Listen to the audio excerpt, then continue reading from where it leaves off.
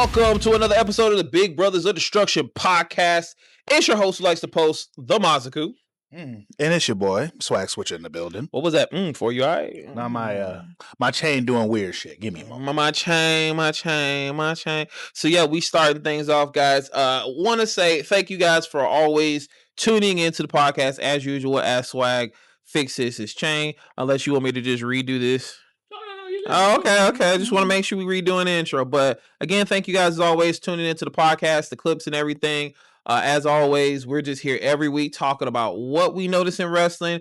But today, I think we're actually going to be going over a particular topic that we've been wanting to address for a while and never really had a chance to. But here we are. So, well, I mean, we've had chances too, but up until I would honestly say probably recently, there has been so many things to talk about, which I think is the most weirdest thing possible at this very moment. I would say leading up till about maybe 2 weeks, honestly, since the Royal Rumble, there has been this weird decline in like things to really go on about with wrestling.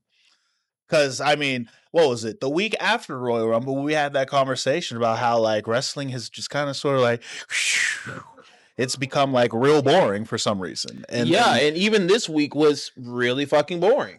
I honestly would say like, so it's weird. I think this week was like the lowest of the low, but I think it's just because of the fact that we're doing this thing where with AEW, we're working our way up to what is it the next pay-per-view, which is for when MJF defends the title, kind of thing. TNA is they're trying.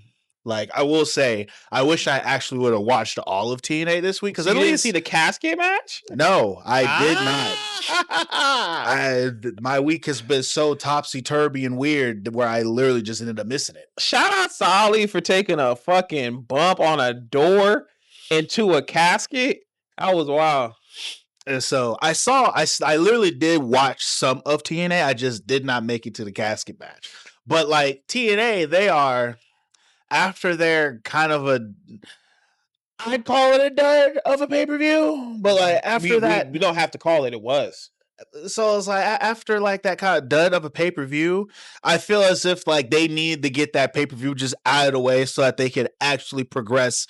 And now, because now they have some stories. They got stories in almost all categories right now, and so.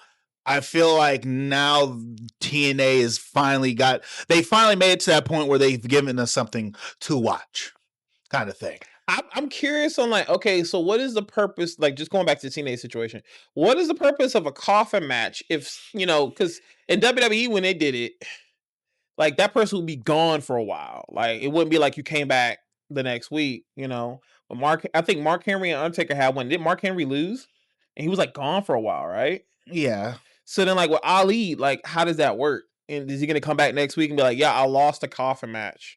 So it depends, cause like, I see you trying to stretch it. Go for it. It's not even so much a stretch. It's just I think for me, and what coffin matches used to be, it's about who is the person that was putting you in the coffin. Type thing. And it was a guitar, so yeah. And so it's like majority of the coffin matches that we've seen in our lifetime were orchestrated by one man. Undertaker, yeah. And that was the Undertaker. Yeah.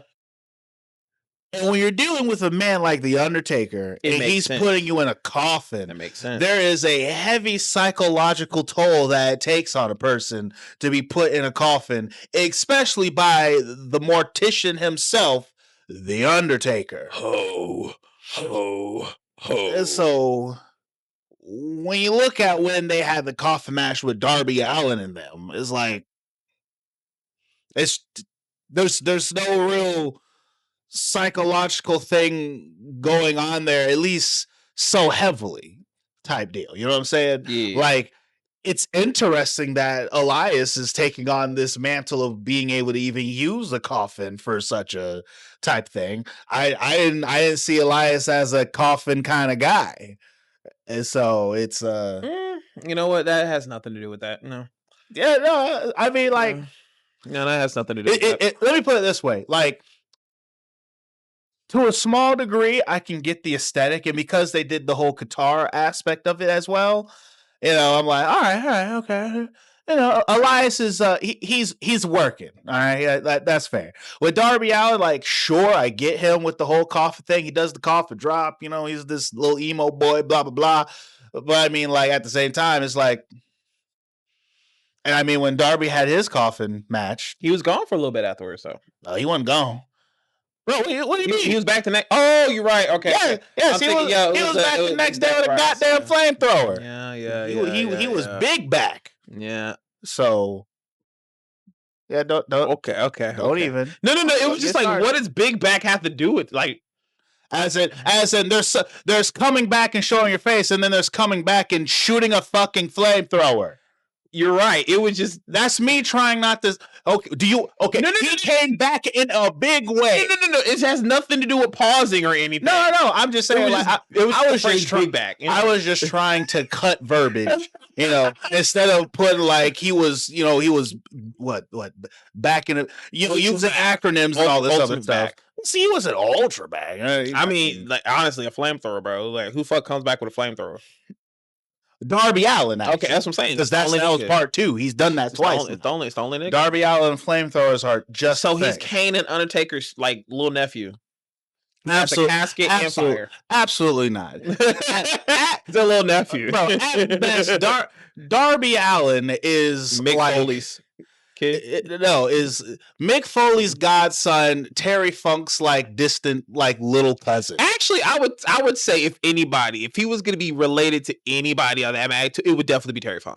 Yeah, it'd be Terry Funk. Exactly. Terry Funk would be like an uncle of some sort. Yeah. Terry Funk's his uncle. Yeah. Not just Terry Funk would be like his great uncle, and the only reason why he's his great uncle is because he has no direct uncles. Yeah. You know what I'm saying? So, oh boy, which makes him even more someone to look up to. Yes. He's unc. But yeah, no, like when it comes to the landscape of this week of wrestling, it's like I wouldn't say that it's been bad. It's just not exciting. It's just not super exciting. It's like where, like right now, like February has been filler episodes of wrestling. Yo, not the filler arc of wrestling. I mean, technically it is before we get to Mania. It's almost like the filler. Well, because like with AEW, it's been filler episolike what do you call those? Of a title match? No. Dang, there's a term for it, like when it's like a really big, like one of those like really big, almost like standalone episodes that'll happen. TV special. Yeah. Okay. Yeah. Like the AM something, because I remember Yu Yu Hakusho did one of those. Like not AMV, but it's like it basically is 2 standalone episodes that is after the show. And it's just like giving you like perspective of something, because I know. But it's in that category. Like like AEW, there has been filler episodes with a TV special, which it literally was a TV special when they went to Australia, kind of thing. Like that kind of made it seem like it was pay-per-view. Like that's AEW right now. WWE has been this filler arc going on as we're picking who's going to be in the elimination chamber and all this other stuff. Shout outs to Kiana James, by the way. I mispronounced your name. Kalani is Kiana. I think the L and the I just if dyslexia. It makes you feel better, literally on SmackDown, Wade Barrett made the exact same mistake. I'm telling you, like it's dyslexia, bro. The L and the I, you know what I'm saying? Which I thought was absolutely hilarious when that happened. When he was like, he said, "Clyde, I'm sorry, I misspoke." Kiana, I'm like, So it wasn't just me. It ain't just you. But yes, you got the dub. You got the dub. And I was shocked. I was very shocked by that match because I was like, all right, man, Charlotte's probably going to the... What? Yeah, it was what? Absolute surprise there. Okay. And apparently the unfortunate situation that it was 2 wardrobe malfunctions from Jackson, Charlotte. There was? Yeah, there was a blackout on screen. You didn't notice it, but yeah. There was a point where whenever they Jax did the Annihilator, I think it's called, the bonsai drop. Yeah. After that, Charlotte drop kicks her. And then the camera pans to Nia as she like pushes up her top, and you just see. And then Charlotte, they pan the camera to Charlotte, which Herc was out too, and it was like they just cut the screen black because it was like 2 times. It wasn't just one; it was 2 times. That's great. It's crazy considering the fact that like, yeah, because I literally made this note the other day. Like, when you look at Tiffany Stratton and what she be wearing, right? Yeah. Now, granted, she has had one. Yeah, she's had one, but there are times where I'm like, any minute now. That's ridiculous. I don't know how you go through everything in your match and you like you would think with how hers be looking, one wrong move and it's just there. Full boom. It's not a slip, a fucking trip. Like, because between her and Megan Bain, like, I be looking at Megan Bain, so I'm like, Megan Bain, come on now. Can you even breathe? Can you breathe? Apparently, I guess so. The girls are good. She be going, but it's like I'm talking. There's somebody else that's like extremely. No, actually, it's funny enough. Okay, I saw a fighting game recently, and you know how fighting games love sexualizing their characters. And it was this one character who literally had a thin line. But she had Mai from KOF. She was doing the stance, and and it's just a thin line, and they're just like, "Geez, bro, just bounce." I'm like, "Bro, how is it not?" No, so kudos to all y'all ladies that with the girls with the gear, y'all still able to do it. And because I mean, some of y'all gear is tight, and I'm like, yo, how y'all breathing? But y'all still going, and the accident and slips, it happens. It's life. It's just. I mean, remember that hilarious. One time CM Punk was like trying to dig in his ass because I guess he said he shit himself. You never see that? I remember hearing about it. Yeah. I don't remember the visually seeing. You never saw it. It was like a split moment of him like, but then he was like, oh shit, I shit myself. Oh damn! Austin shit himself in the ring too. I think it's with guys because you don't never get like a malfunction there. You just get like shit. So what was it? I know from being around a lot of wrestlers and whatnot. Like I know a lot of wrestlers, they do the thing where like they don't, which is crazy because like when you hear about like the food that's in catering and stuff like that. And then it's like most wrestlers legitimately do not. They like fast from like. I would too. That's what we did in football. When I played football back in the day, we fast. Yeah, it's like they would fast and not eat anything until like a couple of hours after they've had their match. Mm-hmm. And so it's like, well, except Hurricane Helms, he said he used to eat 2 pieces of Reese's before he went to the ring because it gave him enough sugar. Yeah, but that's just which makes sense. That's just Reese's. Yeah. But it's like no one's having like a cheeseburger or a goddamn baguette or whatever at the. A baguette is crazy. Anyway, just don't. It was the first 2 food items that came to my mind. You know what? You must be real good if you say a baguette out of nowhere. You know what I'm saying? I mean, this is WWE cater. Yeah, you're right. I mean, I hear usually in the more in your upper companies that catering is slamming. So there is that. But before I actually start talking about the thing that I was going to finally answer the question that we've had in this parking lot for a minute. Ooh, what was the thing that you were going Yeah, there you go. Okay. So shout out to Story for giving me this. All right. What is, and this is a question for everybody in the comment section. I would love to hear your opinion. What is the best tag team finisher? The best tag team finisher.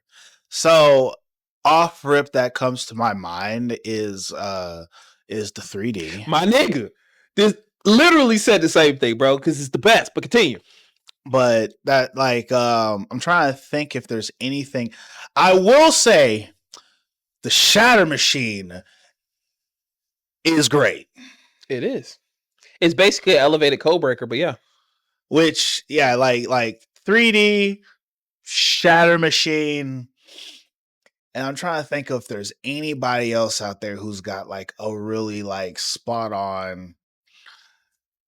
You know who critically acclaims that they have the best tag team finisher of all time? Who? The Headbangers.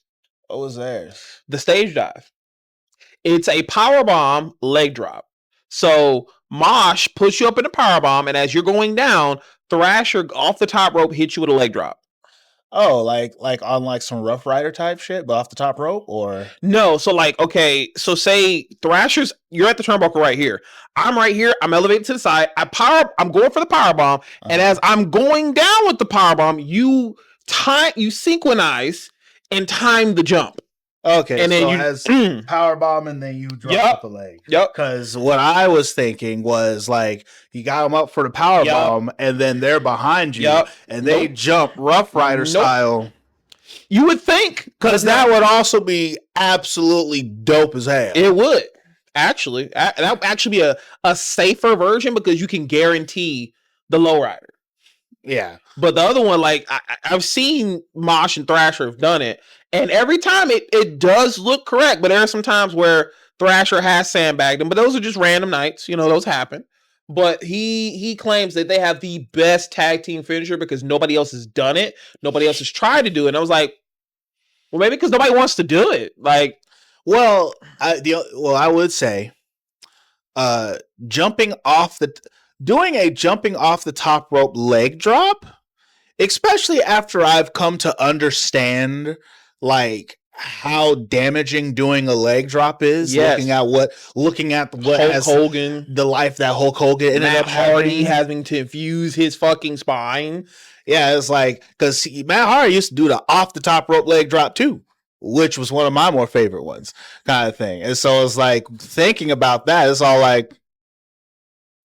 It's probably why a lot of people don't try to fucking, you know. And especially when you're doing it off a higher elevation and you having to tilt your body so where this part of your body takes most of the damage and literally your leg just slightly touches them. So yeah, no.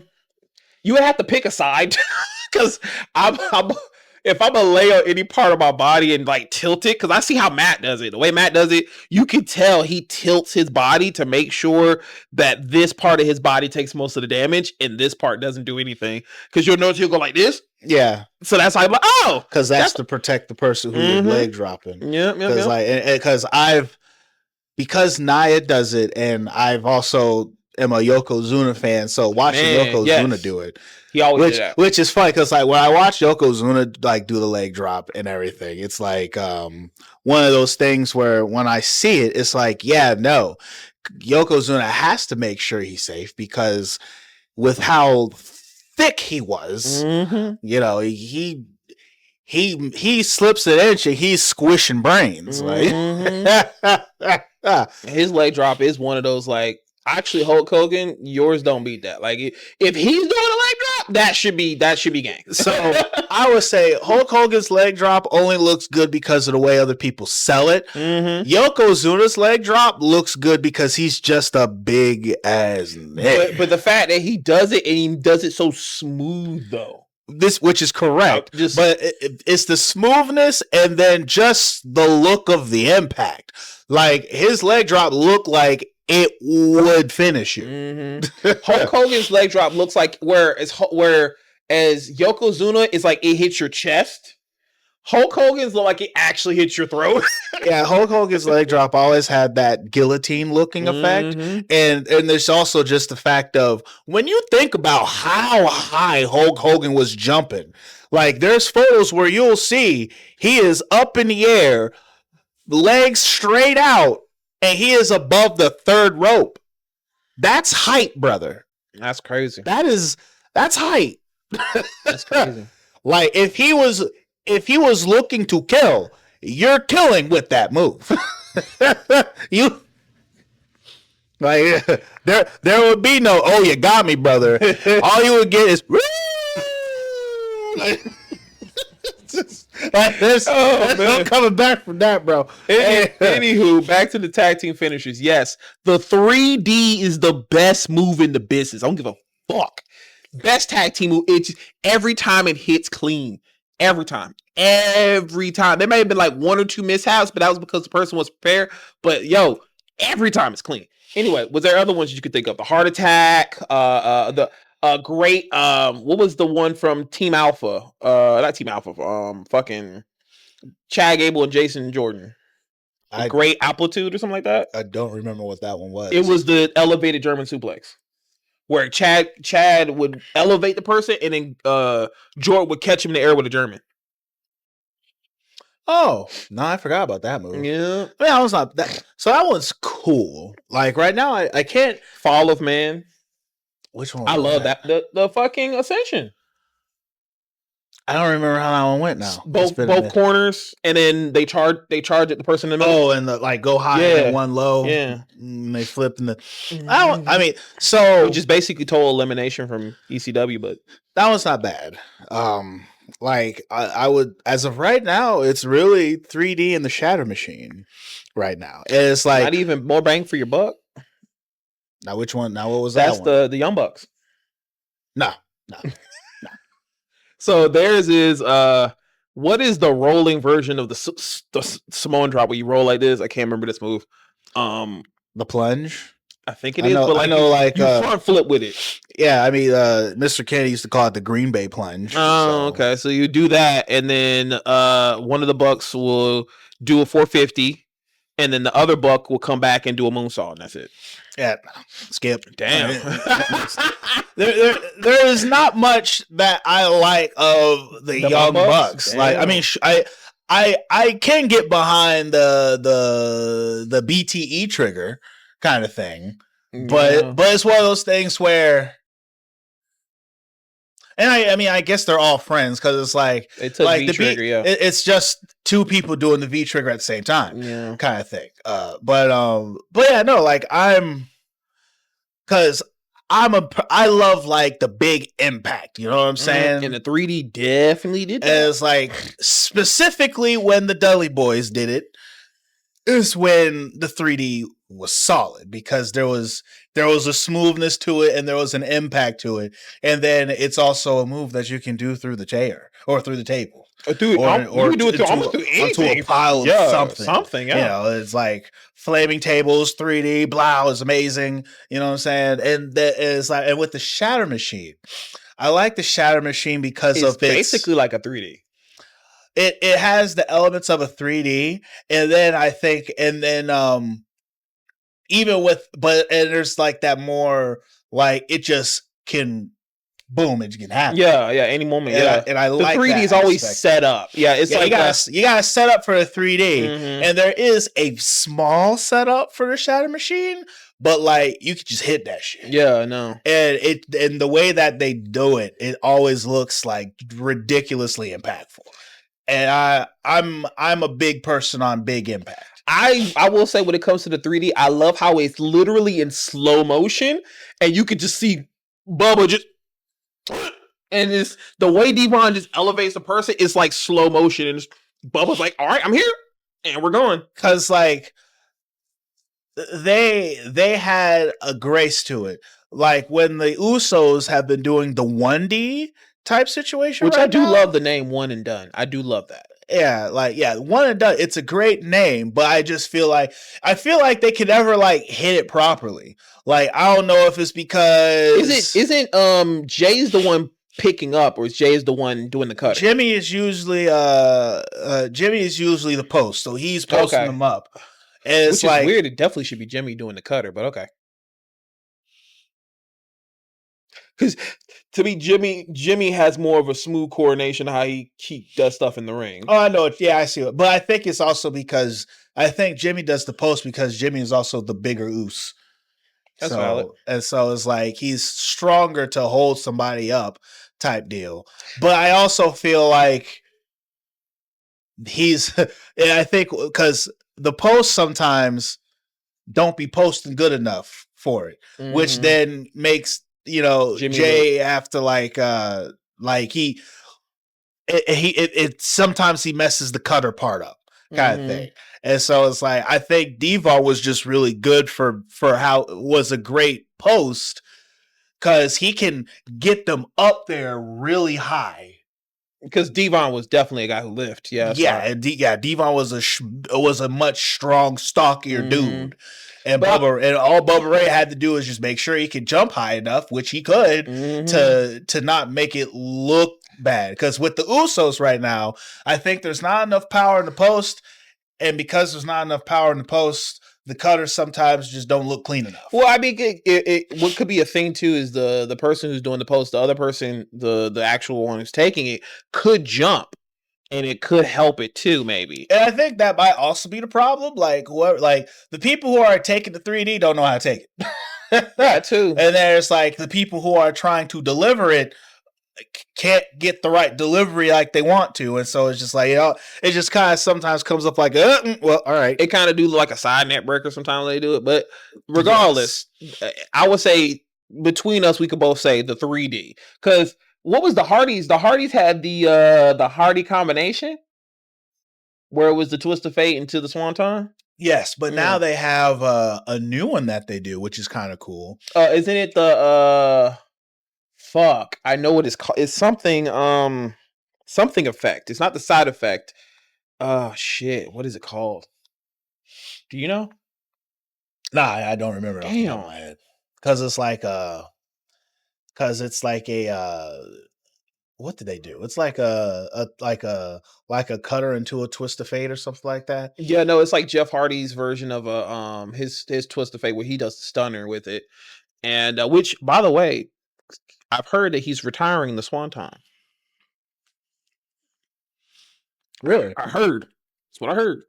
Well, I mean, makes sense. Probably for everyone's good because he's been sacking people with them Swantons, boy. Which being a guy of my size, I probably take that no problem. Oh yeah. A bigger guy can take getting Swanton. fucking what did how does Matt Hardy, he calls it getting crouton, I do believe it is. Yeah, where you talking about the podcast episode when it was with Chris Van Vliet, and it's funny you even mentioned that too, because like they always even talking about the sandwich table spot at WrestleMania 25, and how Matt was like, "Yo, so I want to do a They talk about doing the sandwich table spot, and it was like, how can we do this without me being impaled by the wood? Oh, we just put a table between me, and we put a chair between me, and then they did that spot. But I mean, you look at how Jeff was kind of like, I'm not going to fall on you. I'm going to slightly fall on it, but like curve it. It was very interesting. They talked about it, but yeah, no. So if do you have a second favorite like tag team finish? Question is, do we count people who are not in teams? They were just in a tag team match and they did a combination move.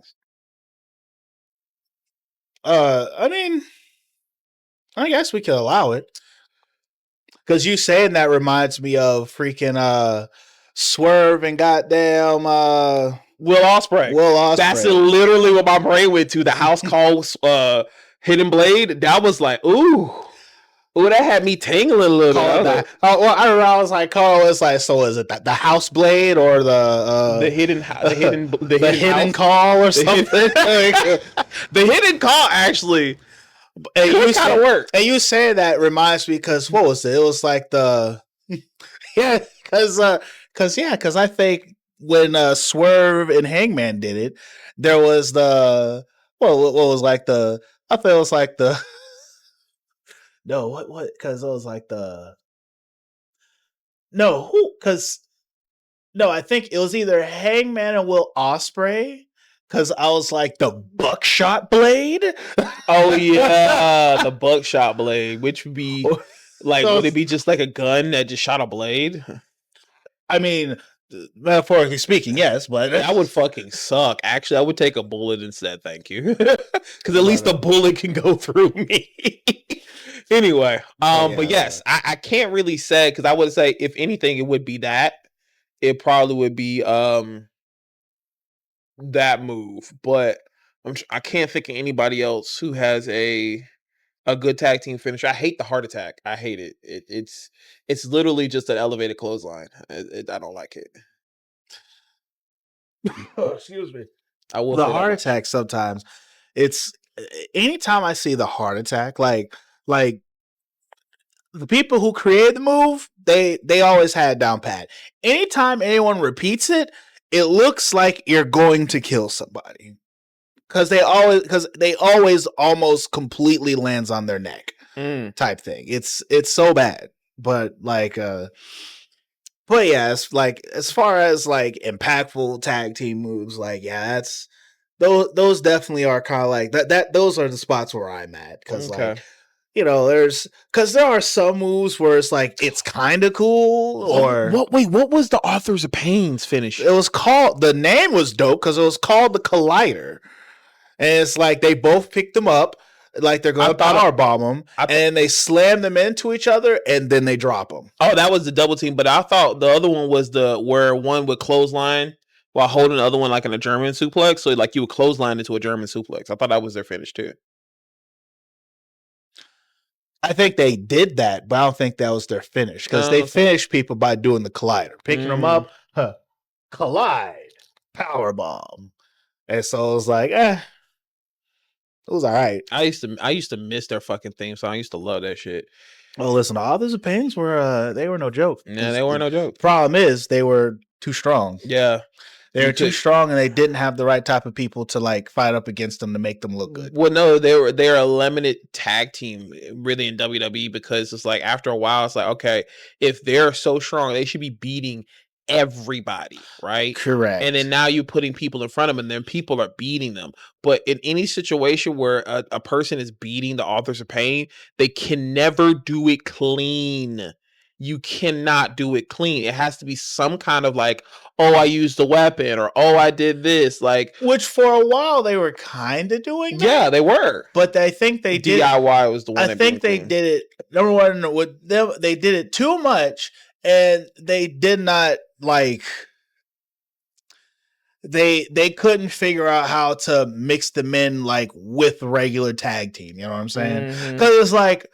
What I feel they could have done, like if they would have given them the titles, because they never had the tag team titles. Yeah, they did. Because remember, DIY beat them for it. I'm talking about main roster. Oh, yeah. Because like NXT, yeah, they did have I think they did have the tag team titles in NXT for a couple of times. Yeah, it's like on the main roster because it's weird because like they didn't stay a long time in NXT. Nope. It's mainly the main thing about it. Remember, the main roster situation was because the manager, his name. Paul, I think is something. He didn't, or the offer, something like that. He didn't go with them.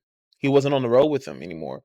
He after they went up to the main roster, I think because he lived in Florida, so he was like, oh, well, if it's here, yeah, I can do that. But like the minute y'all like on the road, I'm too old for that. Yeah, there was that piece too, which because the Authors of Pain, they needed a manager. Kind of thing, and he was the perfect guy. And it's funny because like that's like that in itself is a whole topic of a thing to talk about. Which is the best managers. Well, not just best managers, but what managers can do for wrestling right now. I feel like you would also make sense of that because technically, for the house, you're kind of their manager. I am to a certain degree. Like, I mean. This what my actual job is I'm actually more so the documenter. So it's like I always have a camera. I'm always recording everything. But for lack of better terms, you could say that I'm their manager. Well, because you do pump up moments too in the match. Correct. But I do believe because I think there is a difference. I'm more a valet, I guess you would say. Yeah, because managers normally get involved in matches. Because, well, but it's one of those things where someone who is considered, and this is me without doing any research, just from what I think I understand, is the fact like when it comes to a manager is someone who is the manager is technically the one who is in charge of the group of people who he oversees. Oh, so like Don Callis. So Don Callis is a manager. So it's like he is for all intents and purposes, like the people who he have under his group, they're technically signed to him type deal or kind of thing. Now, so Bobby Heenan type shit. You know? Yeah, so it's like you're signed under a manager, but a valet is just someone who comes out there and is just with the team. Yeah, Miss and Elizabeth. So, granted, sometimes I feel weird calling myself a valet because usually you hear that you would think women. Yeah. And usually that is like the spot that a girl usually takes up. Well, then you got people like AJ Francis, and he has this one boy who is basically a valet. He's not a manager. He's exactly, a valet because AJ Francis is the man in charge. Yes, type thing. And so yeah, that's the difference in those particular bits. Because for all intents and purposes, like it is in between. Ray and Bobby is the house, and so they are for all intents and purposes, they are like the main seers of the house type deal. I mean, you need to get in that manager role, bro. Start cutting promos, bro.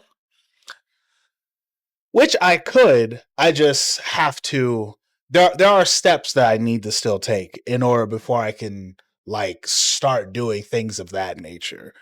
You would have to talk about it because I'm curious because I either doing commentary or being a manager, I totally could do a manager in my situation. I could totally do a manager anyway. But yes, so guys, let us know your thoughts in the comments, please. What is your favorite tag team finisher? Would love to hear. And also, if you can, please leave a like on the video. It helps us with the algorithm because there are not enough people who are watching us, but you guys keep saying that people should be watching us. As a matter of fact, we have somebody who wants to interview with us soon. So we got a couple of interviews we could potentially have, but that's the thing. But Swag, please introduce and present the topic of the day.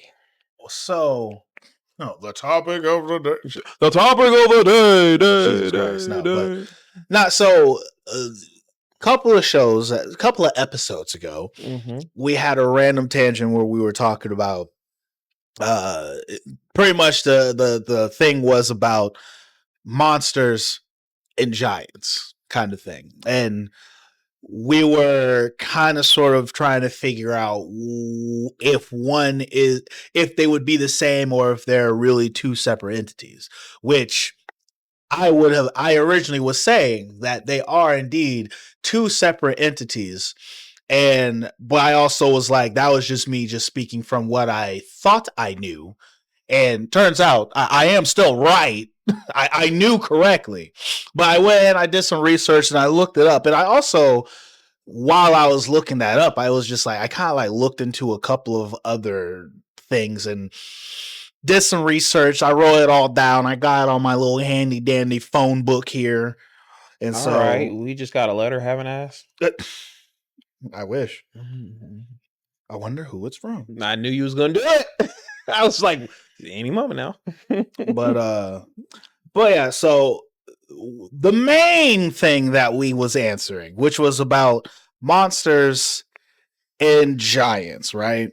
So the main difference is the fact that one can be both, but the other one does not necessarily have to be the other type situation. So for the example of saying the fact that giants are literally just people who are of immense size. Okay. And there's also, some would actually kind of consider the fact that it's also a fight. It is a style of a wrestler. There are wrestlers who fight like giants kind of thing, which are normally, slow moving, hard hitting, but very difficult to knock down kind of thing.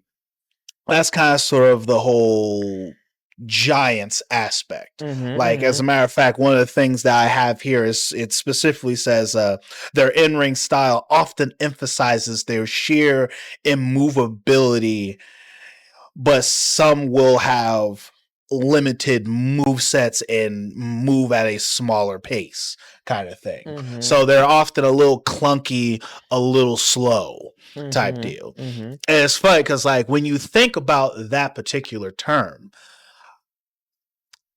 giants are almost extinct nowadays. Kind of not. See, the interesting thing about it, I was thinking back to, because you haven't brought up what monster is yet, but I was thinking back to the connection between what is the difference between a monster and a giant. Literally, almost every big man that has been introduced in the WWE started as a monster. Think about Big Show when he first got in and he threw the Stone Cold out. He was considered a monster, but then later on in time, he became a giant. Where he was, yeah, I'm big, my moveset is limited, but I'm not destroying people, but I'm here. But when he first started, monster. Braun Strowman, monster. Became a giant, because he was no longer the monster among men, he was the monster of monsters. So, I guess to help try and separate one from the other, when you come to a monster, right?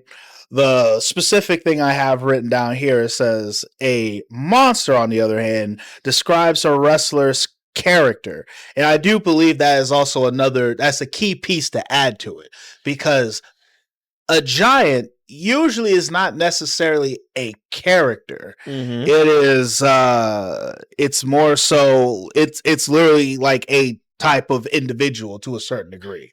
So it doesn't have to be a giant person. It could be a monster character. Like, say, technically, Obafemi, he's a monster right now. Correct. And he's not tall, but he's big. And so, as it says here, is described as a wrestler's character, ring presence, and in-ring dominance. A monster at one point in his life. A monster is an unstoppable, scary, and often brutal heel. And do they have to be heel? They don't have to be, okay, but they're usually best seen as a heel. And then it says, who inspires fear in both fans and their opponent.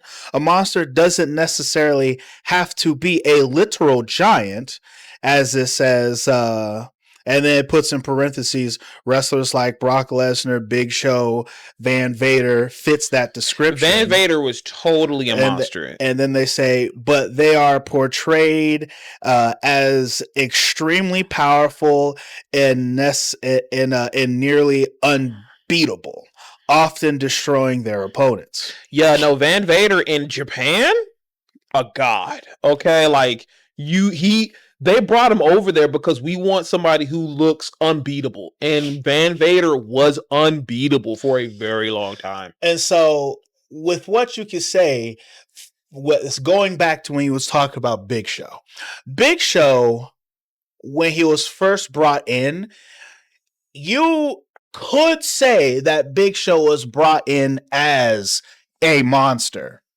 And because one of the main big things with a monster is the fact that, like, monsters, they have this thing about them, and they're almost like this unrelenting force that comes behind what they do. They're hard to take down, they're extremely powerful, and they're extremely strong, kind of thing. Now, going back to when I said earlier, monsters can be giants. And that's what Big Show, as you were saying, that's what Big Show was. Big Show is a giant physically, and to a certain degree, in some of the ways that he moves are very giant-esque.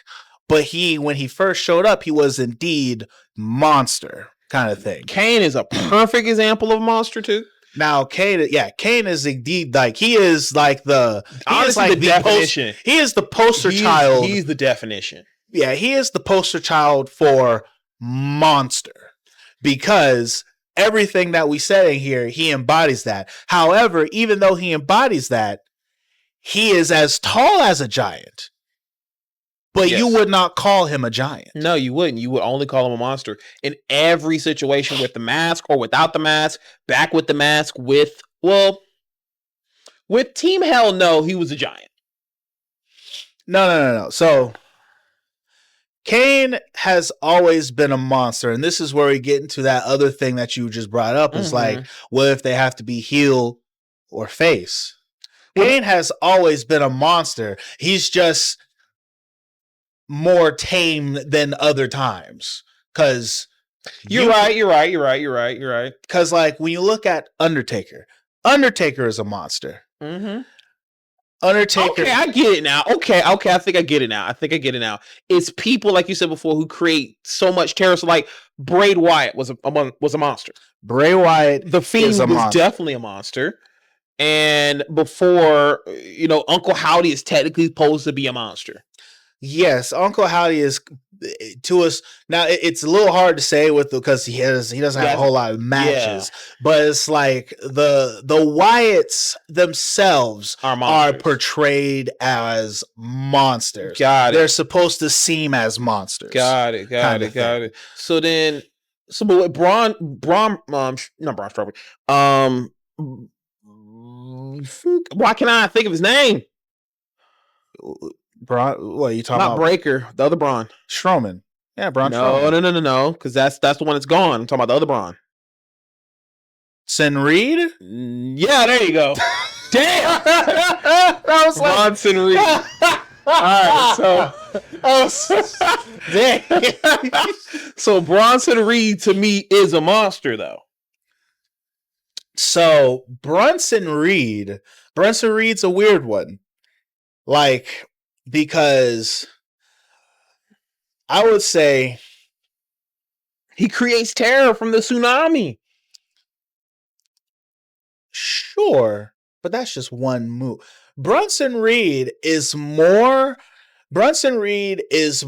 of a Bronson Reed, actually, I think he falls under this new hybrid big man that exists nowadays. So just big man. So as far as if we were to say which one of these he is specifically, I would think that he more so wrestles a giant's kind of like. I got it. He's a giant with a monster move. Well, but see, it's not just a move, because what makes a person a monster is not so much the moves that they have, it's how they perform in the ring. That's what I get that part, but the reason why I say monster in that sense is because the move that is it's so protected that the minute you see it being done, it's like, oh my god, that person's dead. It brings terror. But that's not enough to make you a monster. That's what I said, monster move. I didn't say he was a monster. Sure, he has a monster move, but then so was the tombstone. So was the choke slam. You know what I'm saying? So was the Vader bomb and the flip that Vader used to do off the top rope. Like, sure, monster moves. Oh, I'm thinking it's when he did the power bomb. Yeah, but it's like monster moves, sure, but just because you have a monster move does not make you a monster. That's why I say I am telling you he's a monster. I say he's a giant with a monster move. Sure, but moves have nothing to do with anything right now. I know. I'm stretching. If you have I'm stretching now. I'm stretching. You don't need to stretch. Stop. I do need to stretch to make sure I'm limber. Anyway, but okay. So the difference between a giant and a monster, I can get where you're coming from now. It took me the explanation of Kane, Undertaker. Somebody like a Great Khali when he first started. No. Well, Great Khali, 100% giant. Even when he first started? Yes, 100% giant. But like he did the whole tremendous fear shit though. So, though that whole putting fear in your opponent is one thing, using the pieces that we have right now, look at Great Khali and you look at Undertaker, right? What is something that Great Khali did less of versus when Undertaker fights him or anyone else? You can knock down Undertaker. Undertaker will take bumps. Monsters can take bumps. Giants do not. Okay, now if you're putting that in perspective, because what I was thinking was because when Undertaker was going against Khali, he had fear. This is true. And I think that also kind of goes into the other half of this piece, because a monster in wrestling is kind of sort of considered an archetype. You know what I'm saying? And so let me switch over to my other thing. As where a giant, often they kind of sort of look at as like a giant where there's the different archetypes, and when you look at these different archetypes, you're talking like excuse me here. Like monsters fall under that same category when you think of your heroes, your what do they have here? Your rebels, your pretty boy fighters, supernatural forces, which supernatural forces would be Undertaker is like a subsect under monster. However, which is how I would consider Uncle Howdy.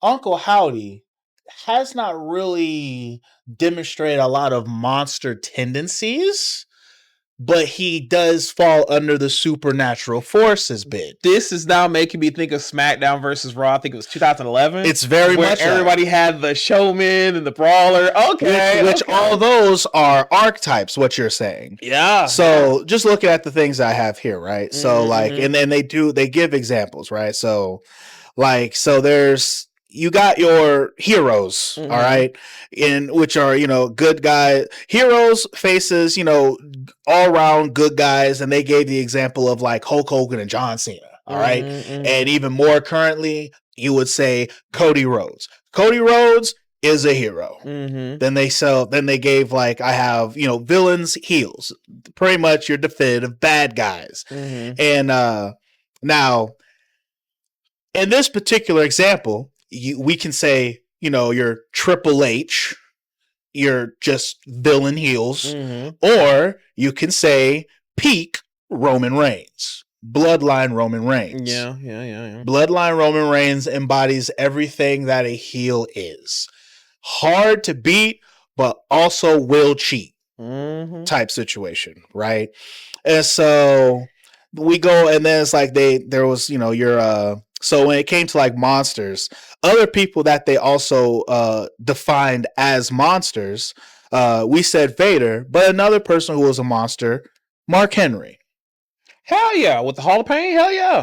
Now think of how Mark Henry wrestles versus he did take a bump.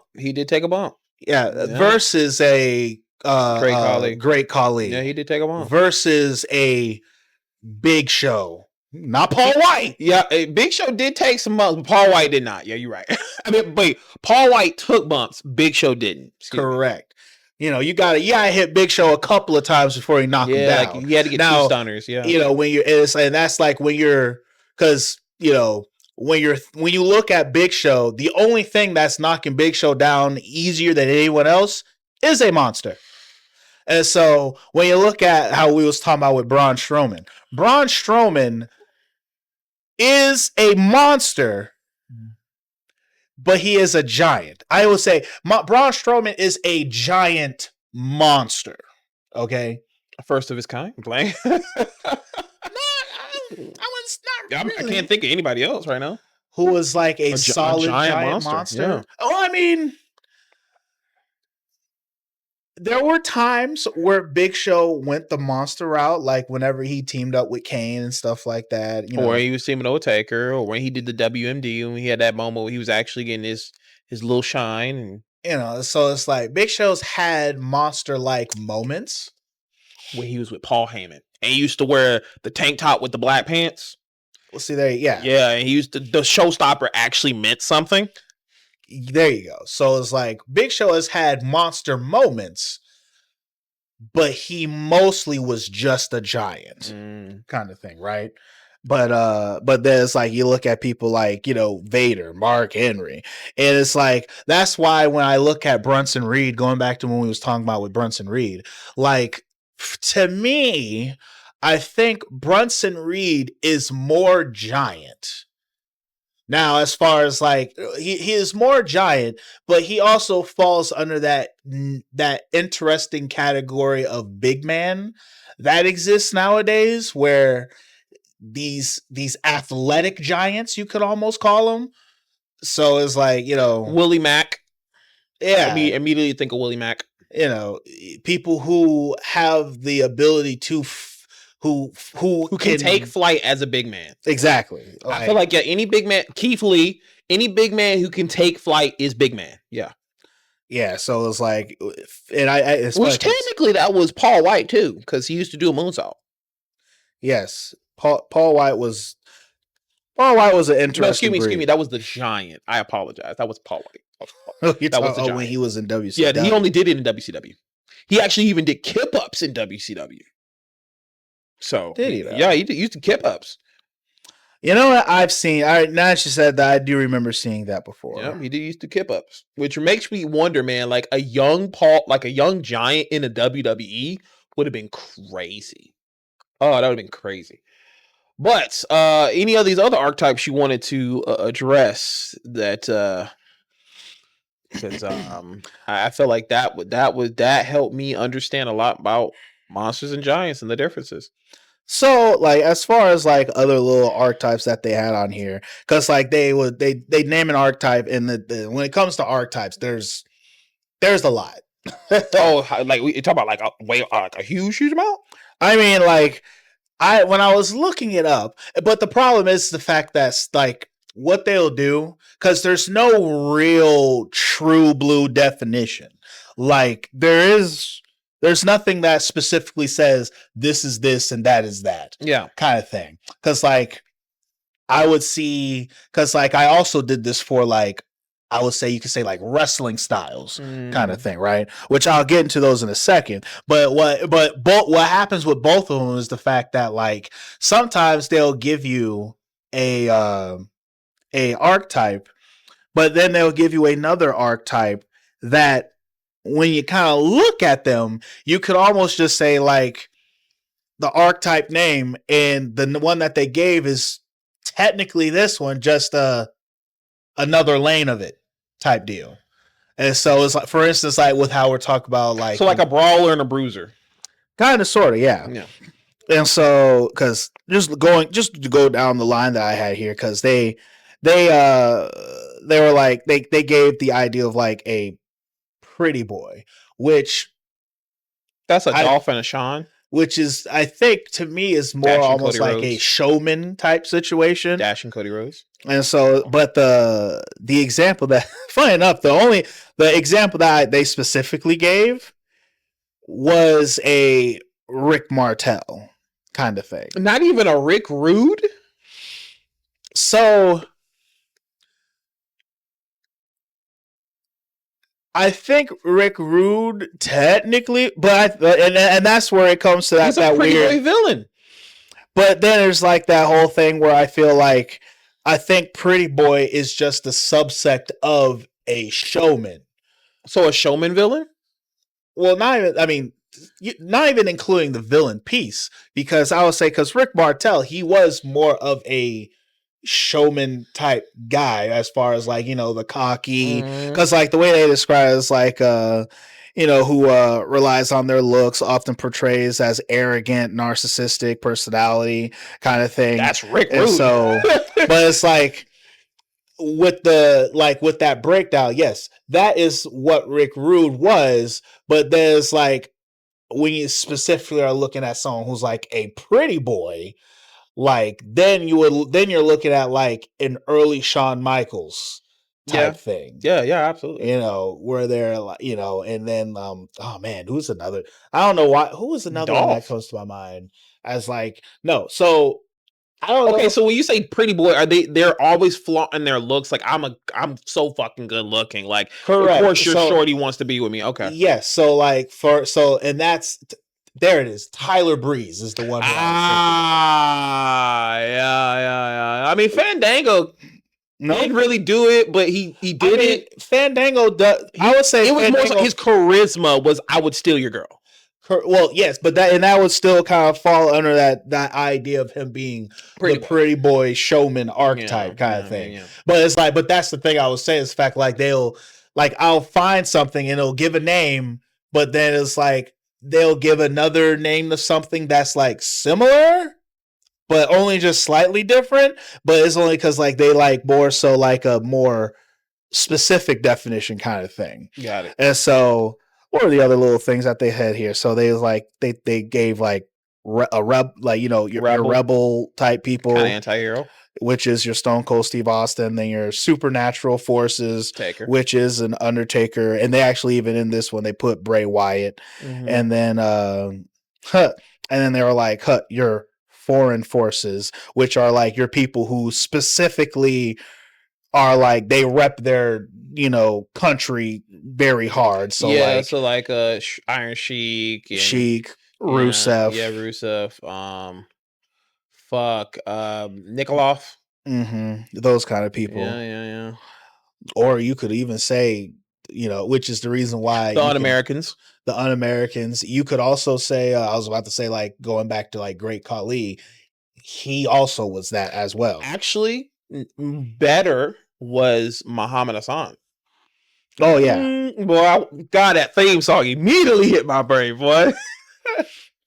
So you know what? There's another conversation.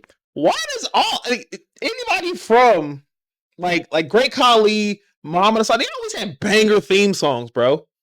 Because that culture has just banging music, bro. Every time. Every time. Have you ever just like Bollywood listened to that kind of music? Just straight up nothing but bangers. Yeah, the beats are always fire. Yes, absolutely. So it's like that. Like I remember on my wrestling game, I created this wrestler who was like based on like someone from like, the Middle East area type situation. And this was back when you can still change the theme songs. I don't remember what the theme song was now, but I created this character. His name was Shashank Gupta was his name. I do not remember that. I used to be all of your roster. So that's crazy. He was like a late character I made, like going into like. Okay, so like when like at the point we weren't like really blending each other's rosters again. This was like 2016, 17 area. So interestingly enough, me and Swag had our own federations. Like, and I find that every wrestling fan has their own federation. So I took up CWA, which was Capcom Wrestling Alliance or Association. And you have Volt Tackle. VTCW. So Volt Tackle Championship Wrestling. And one of the things that I tried to do with the universes is try to blend those universes together, because when I was living in North Carolina, I wasn't able to hang out with you. So the only way I could still have some connection of you was like putting your wrestlers in my roster to be like, yo, guess what such and such did? It was fucking crazy. So and that's kind of how I ended up taking Vega from you. And Vega ended up being like one of the best tag team wrestlers in my company. Which is crazy. I mean, hey, at least he went over there and became like a legend. Got into his main event bag, because he was just a mid-card wrestler for mine. Yeah, he came over there and he became who would you say would be the greatest? What was it the greatest? Who would be? I'm trying to think of a tag team where it's like, yo, if you saw them in a match, it's like, yeah, you're losing this. Like, authors are paying, I get you to say, but like not in that monster aspect, but like these are like the best of the best. I would say like maybe like TNA run Motor City Machine Guns. Fuck yes. Like I think that would be a fuck yes. Oh my god, yes. Motor City Machine Gun back in the day was listen, TNA run Motor City Machine Guns were those guys, boy. Oh my god. They were what the Young Bucks wish they were. That's a fucking shoot, bro. And you got damn right. I'm shooting it, bro. I'm shooting it. Yeesh. Because I mean, some of the stuff that Motor City Machine Guns did, man, it was dope. Young Bucks are great. I love Young Bucks. I love them. But like the credit, I feel like some people give the Young Bucks and people shit on Young Bucks. I don't think anybody shit on the Motor City Machine Guns. Oh yeah, no. The Motor City Machine Guns were always good. I think the only thing, like what stops the Motor City Machine Guns from being talked in like the same brackets as the Young Bucks is the fact that Young Bucks created their own company.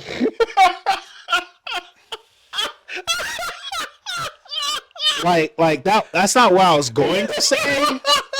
But at the same time, that is a fact. That is true. That is That's true. A huge fucking flex, bro. That's like that. you can't really argue that piece. I was going to say is the fact that that the Young Bucks, they made their name in a company that at the time was arguably the best company producing content at that time, and that was New Japan. Young Bucks were running amok in New Japan back when TNA was ass, WWE was garbo, and those were the only things we had to watch. And then people started watching New Japan, and who was over there at New Japan? Young Bucks and Kenny Omega. Tearing it up. Doing the thing. Tearing it up. PWG too. PWG, they was going crazy in there too. Ring of Honor, but their TNA Raw. Who? Generation Me. Oh yeah, that piece. Yeah, yeah. So it's so it's one of those things where, if I would say if it's swapped, excuse me, if you had swapped, I would easily say that the Motor City Machine Guns would have been firing on all cylinders in the exact same way. I feel like, man, and I know they went to WWE because they wanted to go there, but I feel like, man, to see the Young Bucks versus the Motor City Machine Gun right now, that would be a crazy match. I mean, oh yeah, a wonderful spot fest. You know what I'm saying? And then add the Lucha Bros. I would die right there. I just die. Go ahead, just send me up to the Raptors, bro. I'm good. Well, lucky for you, that's never going to happen because the Lucha Bros will never be a tag team. And also, Motor City Machine Guns got pushed to the back. Like the Street Profits, which, man, god damn it, Street Profits. I wish so much better for the Street Profits. I just wish so much better. And the thing about it is, you can't even go to TNA and be better. You can't go to AEW and be better because they don't even treat the Private Party, which is a dope tag team, by the way. It's a fucking dope tag team. And they're just never getting shine. I mean, I think they had the belt one fucking time, and it wasn't even for long. No, I would say the fact that they recently had a match. Yeah, they have. But every time, the reason why they had to stop was because the guy, I can't remember with the braids, he had a really bad injury. He was gone for like a year. Yeah, but either way, Private Party is a tag team. The name, the concept, everything about it is just fucking crisp. It's money. Why are you not pushing them hard?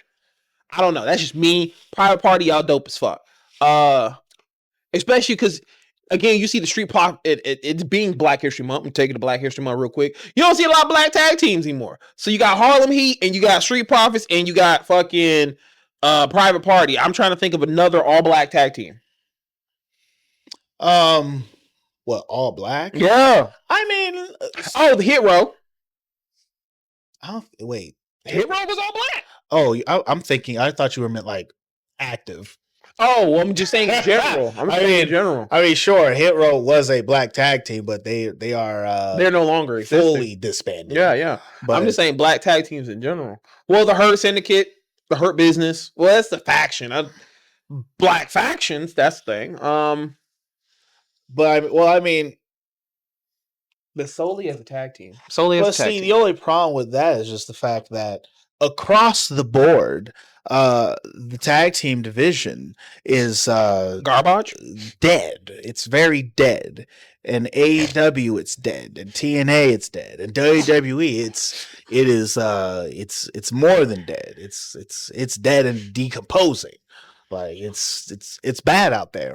It's crazy because they had the way better match that should have been at WrestleMania last year. And that was such a horrible choice. That was the dumbest shit ever. That was so bad. Have they not learned? I don't understand why they didn't just have them on the shows. My thing is, have you not learned from TLC with the Hardys, with Edge and Christian, and with the Dudleys, that if you give motherfuckers a shine like that, they will make it the best damn match of the night. You can't name a bad TLC match. You can't. I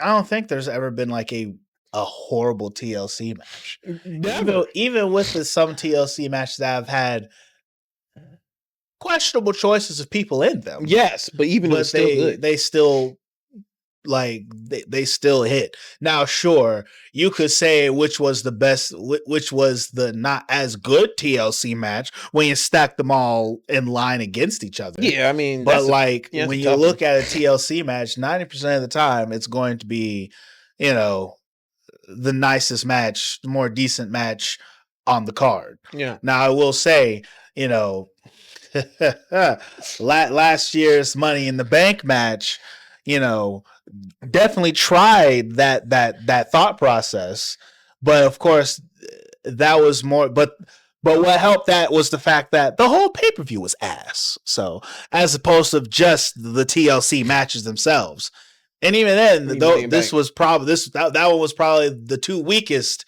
TLC matches because they. Money in the Bank is a TLC, bro. I know, but it's just it is the name. The name is it's different. You know what I'm saying?